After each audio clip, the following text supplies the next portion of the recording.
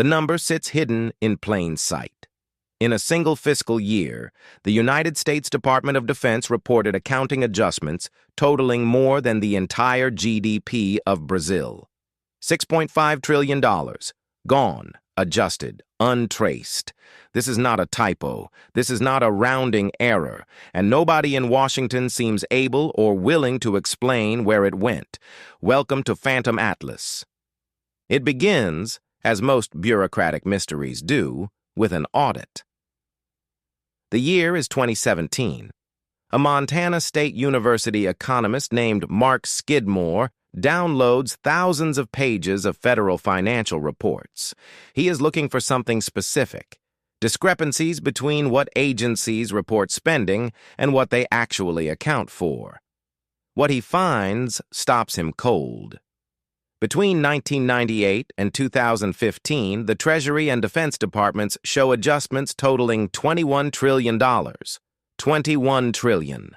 Written out, that number fills 3 pages of zeros. The money does not disappear in a single year. It vanishes in fragments. 50 adjustments here, 200 adjustments there, each one individually small.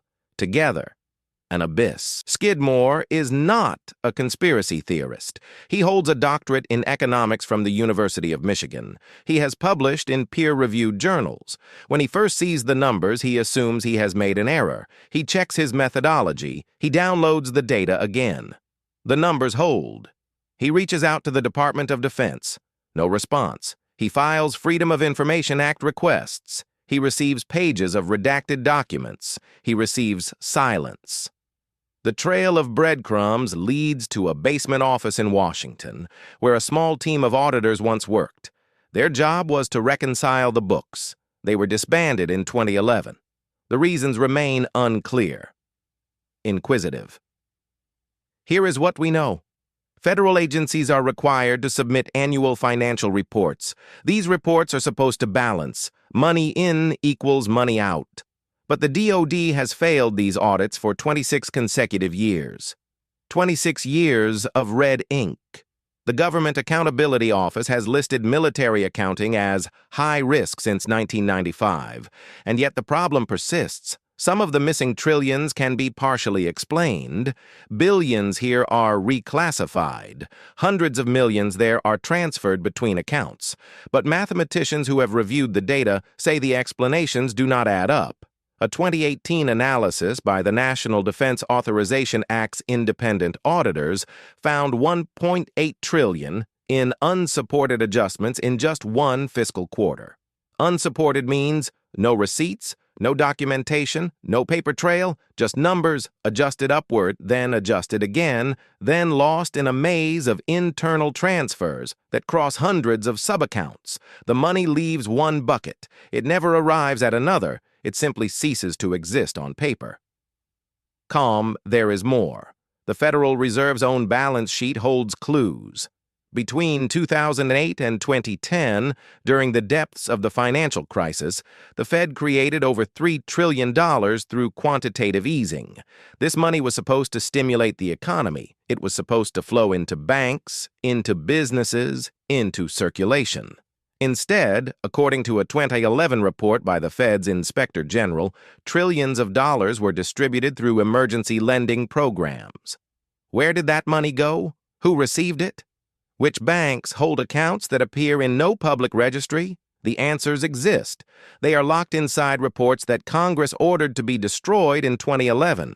Destroyed, not declassified, not redacted, destroyed. A federal judge ruled in 2013 that the public had a right to see these records. By then, the shredding was already done.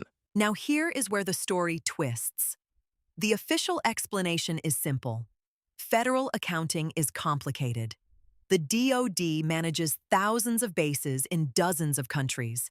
It buys aircraft carriers and beans. It pays soldiers and subsidizes foreign governments. Any organization this large will have accounting errors.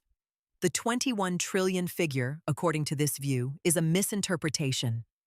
The adjustments represent routine reclassifications, intergovernmental transfers, and audit corrections, not vanished money. Government spokespeople have dismissed Skidmore's findings as misleading. The numbers, they argue, are not new spending. They are accounting entries that offset each other. The money is not missing. It is merely reported differently across systems. Dread. But consider this. If the numbers offset each other, where is the corresponding credit? If money moves from account A to account B, the ledger should show both. The data shows debits without credits, reductions without explanations. And the pattern repeats year after year, decade after decade, with no correction. If this were merely complexity, auditors would have untangled it by now. Instead, the complexity seems to function as a shield. Every time a researcher asks a direct question, the answer requires accessing 3 other departments, each of which points to another department, until the trail dissolves into a bureaucratic fog. Some believe this fog is intentional, that somewhere in the architecture of federal accounting exists a mechanism for moving money without accountability, not to fund wars, not to fund social programs, but to fund something else entirely, something no spreadsheet can capture. Inquisitive. What if the 21 trillion was never meant to be found? What if the accounting systems were designed to be opaque, not by accident, but by design? The history of classified budgets offers a clue. The CIA has operated on black budgets since the Cold War, funding so secret that Congress itself does not fully know where it goes. The National Defense Authorization Act permits the military to hide spending in miscellaneous accounts that require no itemization. What if portions of that 21 trillion pass through those doors? The government has never confirmed this, but it has never denied it either. The silence speaks.